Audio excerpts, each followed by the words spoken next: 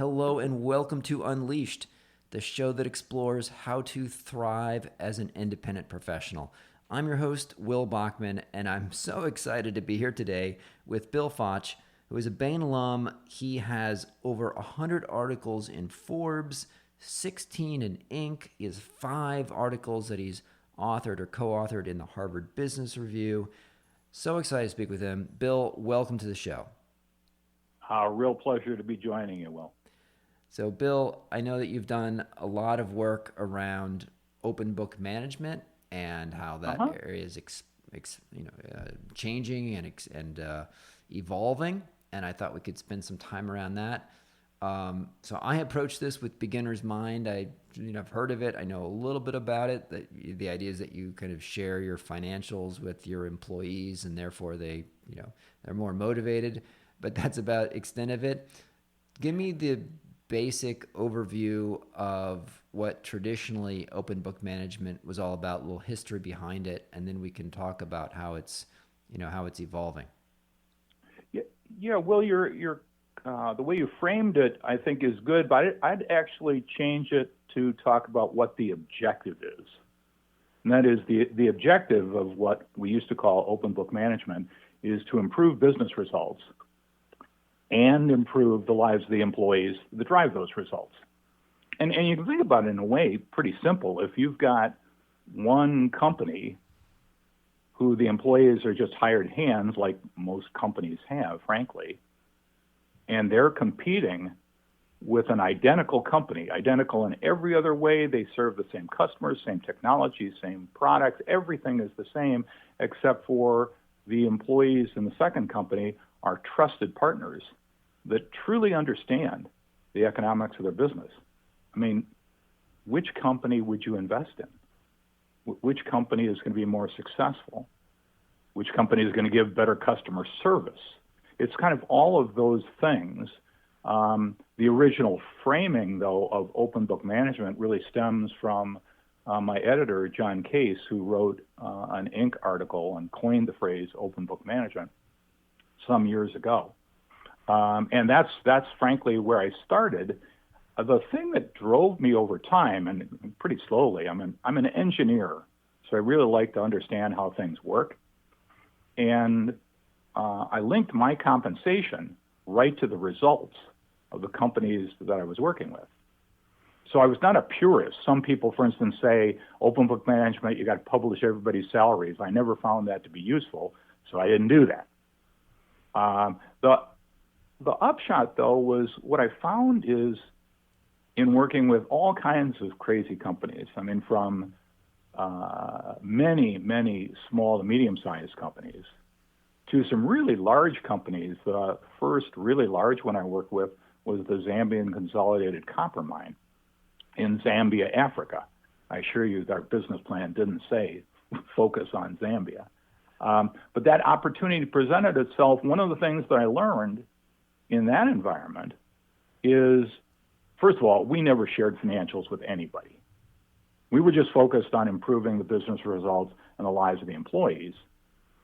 And the other thing I learned is until you break a really large company like that down into all the smaller units, the concentrator, the mine, the transportation division, all of the various units that make up the entirety of the company, you don't actually get started, because engaging people around the economics, or open book management as we used to refer to it, doesn't happen across 50,000 employees.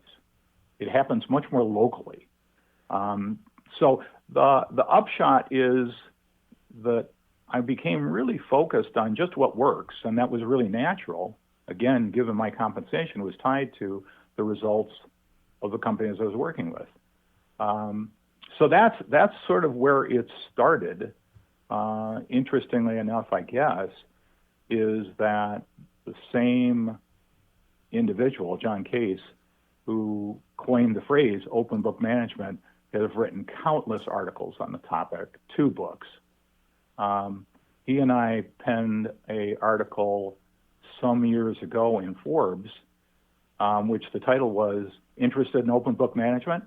Don't Start by Opening the Books, which, sounds rather counterintuitive, but it kind of reflects what we learned over time. And where should you start? Oh, it's a great question, Bill. Well, the upshot is real simple, and that is you have to make sure, it's like any team, you have to make sure you understand what winning means. What defines winning? Okay? Southwest Airlines, it's cost per seat mile. Okay? If you're at a really large mine, it's cost per ton. In an engineering firm, it's revenue per paid employee. But it's not only just establishing that metric, but how you do it makes a difference. Because if you just come up with, maybe a group of the management team come up and say, this is the metric that we want to go after. The problem that you're going to find is even if you're right, you're going to be dead right, because it's not the employee's metric. They had nothing to do with it. So the process by which you develop that performance metric makes a difference. But once you've figured out what that performance metric is, then things flow relatively naturally from there. Let's get a scoreboard up. Let's make sure everybody can see how we're doing. An important facet of it is getting people to forecast what the numbers are going to be on some regular basis. So they're thinking cause and effect, and therefore thinking about the things that they can do to drive those numbers.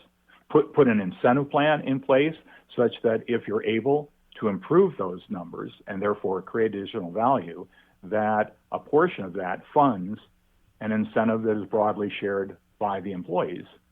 And then roll it out, and this becomes typically, especially for small to medium-sized companies, it becomes just part of the way in which they're managing the company, part of their weekly staff meeting. Okay. So what I'm getting so far is that, open book management, it's not the current sort of thinking around it from the people that know it the best. It's not about just opening the books entirely and letting people see all the financials and everybody's pay and everything.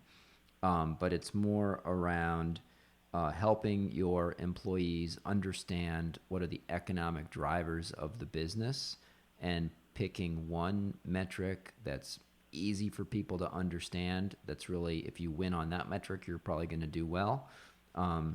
So for Southwest Airlines, they focused on cost per seat mile, and then making sure that everybody understands that metric, publishing it, communicating it all the time, having some incentives, getting people focused around it. Am I capturing it correctly? I was going to say that's spot on. You're right on. The only other thing that I'd add to that is that it's useful to revisit that typically annually as part of your planning, because the performance metric, the economics can change, and what you should focus on can change also.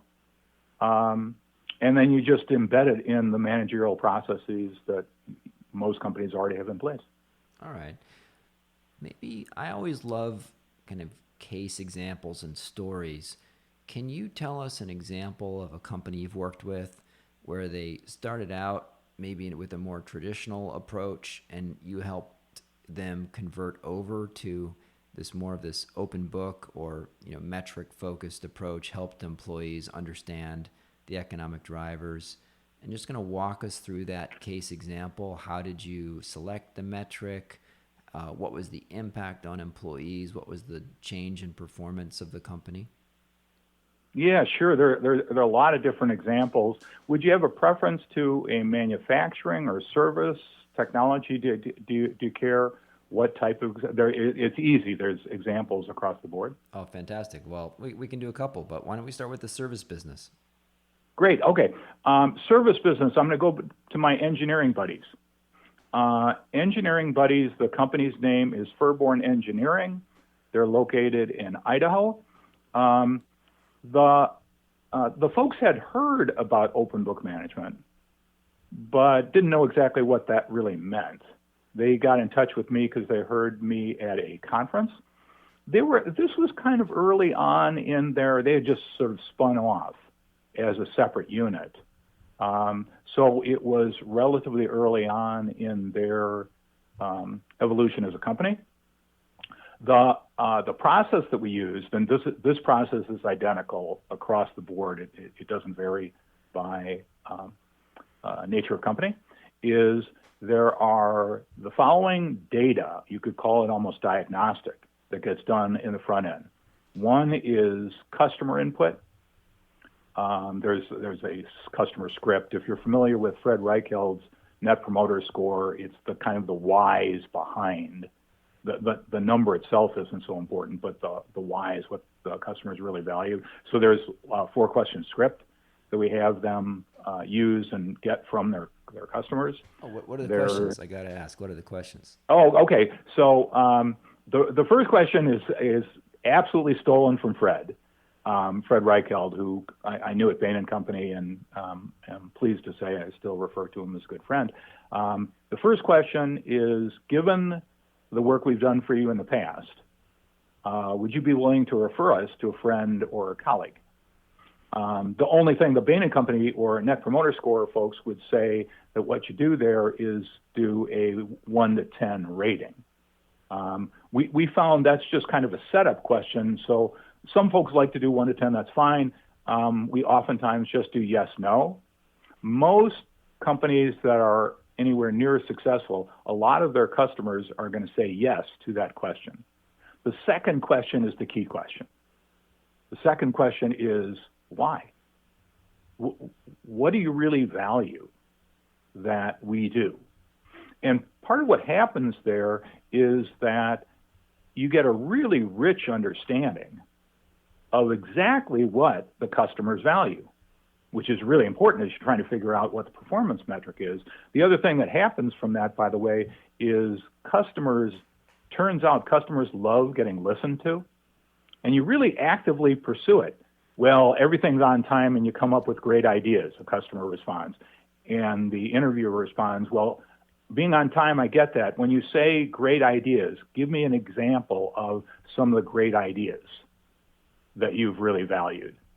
Part of what we've seen consistently is repeat and referral revenue rise just from doing this. So that's kind of a side benefit. So there's the customer input. There are employee and manager questionnaires. It's an online survey, anonymous. And these are not the Gallup 12. This is not a satisfaction survey. These are questions like, what's the biggest opportunity for improvement in the company? What should the company do to build its relationship with our customers and increase sales?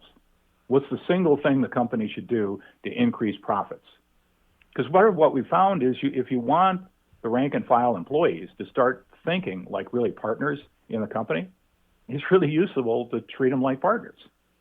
And the questions for the managers are basically identical. So you can see, are the managers and the rank and file employees on the same page? We do just a little more focus on competition and customers, which means 2 additional questions. The third thing is looking at financial trends. And in effect, what are the financials telling us? Or if you're part of like was the case with Capital One, you're part of a much larger organization, it's the trends in whatever economics you track. So armed with those 3 components, the customer surveys, the input from the managers and the employees, and the financial or economic trends, then we meet with the company as a group, typically in a working group of like small would be 4, large would be 10, and we're going to go through all of that stuff to figure out what really are the issues that we face, not for all time, but for like the next 6 to 12 months. Once we've nailed what those issues are, we say, okay, if those are the issues that we're confronted with in the next 6 to 12 months, what is it? What single objective measure that would define winning against those issues? And typically that falls out pretty readily. In the case of my engineering buddies, it became revenue per hour. Now, one of the things that we then did was we looked at their history in revenue per hour by month, and then we looked at what profits were by month. And not surprisingly, this typically happens. The correlation between revenue per hour and profitability was really high. So effectively, what the company was doing was driving profits. It was using, though, revenue per hour as the metric to do so. Once that's established, then we established a scoreboard where we're looking at what last year's by month revenue and hours were, what the budget for revenue and hours were, and then we start forecasting what are the numbers going to be. Simultaneously, we develop an incentive plan that says if they started at $43 per hour, that's where they started in 2013, if we're able to improve that to, say, 50, what is that worth in terms of increased profits? And some portion of that goes to a very defined incentive plan. And then the only other thing we've learned to do that tends to be pretty smart is once you've got the performance metric defined, scoreboard defined, incentive plan defined, it's really good to have a rollout meeting where you just explain, here's the input you gave us, here's how we used it, here's what the result is, here's in particular the scoreboard and the incentive plan that you're going to see on a regular basis. And what we'd like you to do is real time at the meeting, jot down on like the 3x5 cards we gave everyone at the meeting, what's one thing you can individually do in the next 30 to 60 days to improve, in the case of the engineering firm, revenue per hour, and therefore improve your and everybody else's prospects for a bonus. And then you just keep rolling. So what every week you're updating that. Yeah. So at the engineering firm, what were some of the main big changes in how the company operated that came as a result? You know, of it's amazing how it's like Steve Jobs' comments. It's really easy to connect the dots going back. It's a little less clear going forward.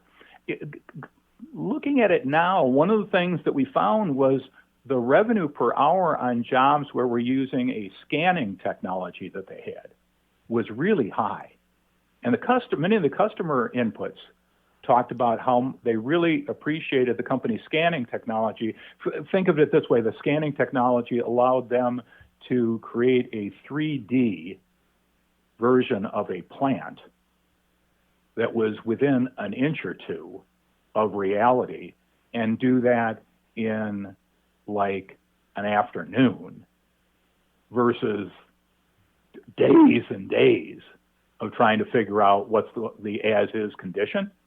So part of what started to happen was we started to promote that a lot more, and that helped drive additional revenue. I think there were some other things too. I mean, frankly, because it was revenue per paid hour, part of what I think started happening, and we heard this from a number of employees, is every hour they were spending, they were asking themselves, what am I doing to improve the company's revenue? How am I spending that hour? So there are a variety of, I'd call it efficiency things that happen. And it's evolved. I mean, frankly, we've written a couple of Inc. articles on Furborn. So any of your listeners who would like to get more details on that, they're welcome to do that. I'll tell you that they're still a client, and I still get paid as a function of their results. So I kind of keep an eye on those things, to say the least. Matter of fact, today is Wednesday, so our weekly meeting is today. In any event, the 43 revenue per hour is now, 8 years later, it's 71 in the first quarter. They've grown in size from about 10 engineers to about 40, and their profitability has grown even faster than their revenue. So they've had a lot of success, and I think they are convinced there's a lot more to be had. That's fantastic. But that would be a reasonable kind of service example. Yeah. You want to walk through like more of a manufacturing kind of example? Sure. There's a really big one called BHP Billet in Australia, but I think I'm going to take you through Boardman, which is only a 100-person company. They're located in Oklahoma, and the reason I say that is with BHP Billiton, they too are a mining company, but it was breaking them down. Originally, we focused on the port operations because that was where the backlog was. The detailed process that we used, once you break the company down, the detailed process we use is identical, big company to small company. So if I flip over to a more small to mid-sized company, Boardman, everything I told you about Furborn Engineering on the starting took place. Everything identical. Okay. The issues that came out were very different. Capacities, efficiencies, these kinds of things were really important for them. In their particular case, the performance metric that evolved was gross margin dollars per job. So they tended to work on really large weldments. And so each large weldment was part of a customer request or an individual job. And so what we tracked was what was the gross margin dollars that were generated for all the jobs that were completed each month. So in a way, it's real simple. One of two ways to increase the gross margin dollars per month. You got to either increase the number of jobs or you got to increase the amount of gross margin per job. That fit really well because they were, at that particular time, they were behind on customer requests, really capacity constrained. So anything that they could do to get more jobs out absolutely worked in their situation. And most of the costs outside of the job-specific costs, so their overhead costs, were really very fixed. The upshot was that they went at this, and I still remember really well the kind of the fairly old school kind of the CEO, the CFO got us involved, and Roger, who was the CEO, he sort of tolerated this, but he was at best mixed in terms of his thoughts about the employees getting involved and driving the economics. I can still remember Roger giving me a call, which in and of itself, that just didn't happen. And we're, 6 months into the process. And it was the first call I ever got from Roger. And he said, Bill, I was just out in the shop. I've come to the conclusion I don't have employees anymore. I was thinking, oh God, what did you do, Roger? He said, I've got entrepreneurs. Everybody's out there trying to figure out how to make more money. I said, Roger, that doesn't sound bad to me. And he said, doesn't sound bad to me either. He became a very good friend through this. But it really, the notion that there is alignment between owners, managers, and employees seems like such an obvious thing, yet so often that's simply not the case. And I think that's one of the reasons that we've enjoyed so much success over the years. Now, if you're focusing on one metric, a concern that some people might have is that you sort of, I think there's some rule around this where if any metric that you focus on ends up no longer being a useful metric, right? So that if you say, well, it's going to be gross margin dollars per job, then you maybe, you could end up doing larger jobs with larger gross margins, but if the job is larger, you might actually be less profitable because maybe it's a lower profit margin in terms of percentage-wise, as an example, or right? Or if you're looking at the earlier one of kind of revenue per hour for the engineers, then that would maybe drive you against hiring new people, because you'd say, well, if we add a new person, we're not going to be able to get them fully utilized right away, and that's going to drive down our metrics. So I want to avoid doing that. Will, it's a very legitimate concern. And that's why two things. One, revisiting the performance metric annually is just a smart thing to do, because things do change. But the other thing that's true is it's amazing how smart employees are, especially if you assume they're smart. So the most obvious example that you talked about of wouldn't want to hire any additional engineers because that'll increase hours, when what we're going to do is, so near term it'll affect a decrease in revenue per hour. It means that people are taking the notion of who we hire very seriously and do we need them. But if we had, as the case of Furborn have, if we've got some significant customer revenue opportunities, we can see it. And it's not retrospective. Think of it very importantly as prospective, meaning that right now, when I have my meeting with Furborn later today, we will be talking about the forecasted revenue per hour for the second quarter and a window on what the third quarter looks like. And we've been doing this right along, okay? So there's this ongoing forward view of that. So it's not a retrospective. That's one of the problems with financials. Financials are, by definition, history. This is much more a prospective kind of view. But the other thing that's true is you want to be really smart about how you select the performance metric. So what you were talking about before in Boardman and the gross margin dollars per month, if large projects, and a few of them, generate more gross margin dollars per month than lots of smaller projects, or vice versa, and we don't really care, it's going to push us to the projects that are most profitable for us, given the resources that we have to put to it. That's a pretty healthy thing to do.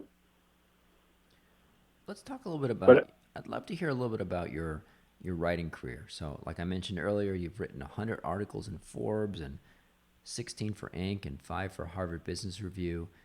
How did you get started doing this writing for kind of these top tier business periodicals?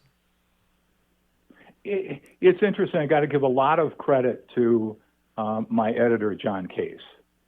And that is, it was about 8 years ago that John said, if we want to take this to where it should really go, Bill, we have to be the authority. We've got to be the thought leaders on this subject. And part of what you do to be a thought leader is you write articles. You share thoughts. I tell you, in a way, the other thing that's true, by just going through, maybe more so with the HBR articles, but to some extent it's with each of the articles. When you write some article, it pushes you to think, especially if you've got a great editor like John Case. And so you're trying to understand the implicit, what is it? What's the message? What are we trying to understand here? I'm an engineer by background. It's the notion of what works, or how do things work. And so part of this has been thought leadership. We want to be the thought leaders, because frankly, one of the problems with open book management, it's one of the reasons that we're moving towards economic engagement, is there are a lot of folks that are, quote, experts on open book management, and there is no vetting of that, because open book management is in the public domain, so anybody's an open book management expert for having said so. There are folks, sadly, out there that talk about and do coaching or consulting work on open book management that, frankly, don't really know what they're talking about. So we're trying to share what we've learned. I don't know if you've had this experience. I'm guessing that you have, Will, that when you're interviewing me, which is just a verbal kind of writing, you tend to learn during the process. Do you know what I mean, Will? I do. Yeah, and the same is true. That's what eventually took us to this notion of, I'll call it changing from open book management to call it open book management version 2, what we call economic engagement. And that is much more focus on the customers and primarily focusing on the underlying economic drivers of a business, not the financials. Yeah. Because it tends to be much more straightforward and those kinds of things. So that's what led to writing the articles. It's kind of an internal discipline ourselves of just honing what we're learning. And you been, again, we think that we're still in, the second inning of a 9-inning game. And had you been writing, before that, just like on a blog or for, less well-known publications, or did you just sort of show up one day at Forbes and say, hey, I wrote something on open book management, like, would you want to publish it? Or how did you kind of first get into it? It's a great question. And I got to go right back to John Case. I mean, John Case literally wrote the book on open book management and countless Inc. articles. So that it was through that, and then we worked together at Capital One and Southwest Airlines, and those are individual stories in and of themselves. So I've had a long-standing working relationship with John, and John, I oftentimes would contribute to articles that John was writing in various forums. There was the Open Book Management Bulletin, which he had written for years, and various articles.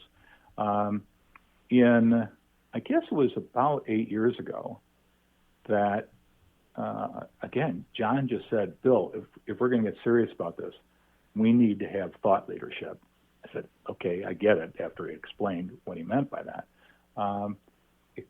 And from that, he said, let me see if I can get in touch with some folks. He happened to know some folks at Forbes, and they really liked what we were writing.